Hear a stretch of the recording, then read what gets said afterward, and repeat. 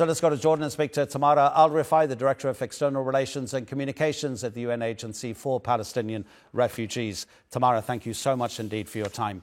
As you observe from the outside, what has the Gaza Humanitarian Foundation not understood about how aid should be distributed? Scenes like this should not be happening. It seems that the foundation has not understood anything about how a principled humanitarian organization works, mostly to make a safe passage for people, to deliver aid to everybody without discriminating, and to do so in a dignified manner that does not take away from people's dignity. The UN, UNRWA, the largest humanitarian agency in Gaza, but the entirety of the UN, and at its head, the UN Secretary General, have rejected what we perceive, what we see as an attempt to impose an alternative to the UN in one of the worst humanitarian crisis spots in the world right now. While the UN, including UNRWA, which is the largest agency in Gaza, has a system in place. We have staff, we have trucks, we have aid that is waiting in Jordan and in Egypt to go in, food, medicines, tents, tarpaulins, hygiene kits for women. We have staff, but mostly we have the trust of the community. The community cannot trust a system where people are kept in cages, and when they are desperate and go to get the food to feed their families, they're shot at and they're killed. Everything is wrong about the GHF. You spoke about dignity for the people who need the assistance.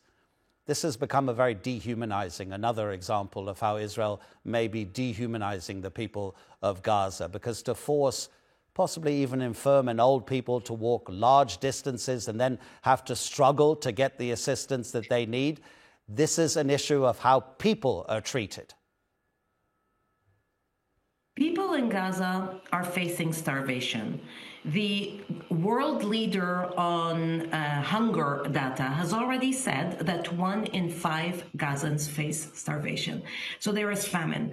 There has not been any aid save for that trickle that came in through the UN last week, 2 weeks ago, and now through the GHF.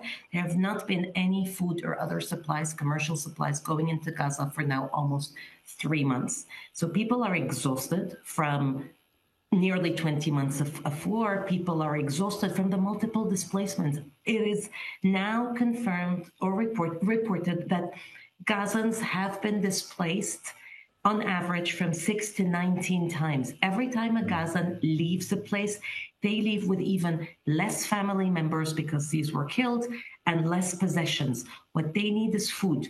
Subjecting them to that undignified queuing and walking to very limited distribution centers when the UN has nearly 400 distribution points that are well organized, well recognized. People trust the UN, people trust the Red Cross and Red Crescent, people trust the big aid NGOs, meaning there's an international aid and humanitarian and mostly humane system that exists. There is no purpose other than weaponizing aid, no purpose of seeking to replace it.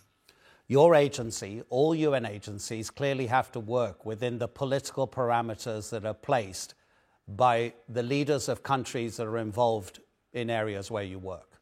And so here, we need to think back to maybe 10 days ago or so when Benjamin Netanyahu said, yes, we will now allow, after almost 3 months, as you say, the blockade, assistance enter Gaza. But he made it very clear that it's not to help the people of Gaza, but to appease Israel's foreign allies in the United States, across Europe.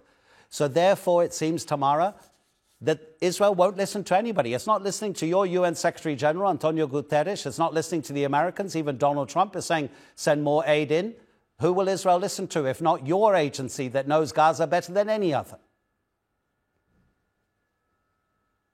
What is clear right now is that our own donors, our partners, governments from around the world are behind us, UNRWA, and they're behind the UN. The statements of support to the UN that we have seen over the last few weeks, but mostly, throughout the war, but mostly since the ceasefire collapsed and no aid has gone in, what we have seen is a lot of international support to an international system that works. And so for this, we are counting on pressure to continue to allow aid in, open the border crossings, allow aid at scale to go in, and mostly let the experts, us at the UN, UNRWA, the international aid system, to do its work. There has been an almost unanimous position in support of the UN and in total suspicion of the GHF, and that pressure must continue. Tamara Al-Rifai, thank you so much for taking time to talk to us on TRT World.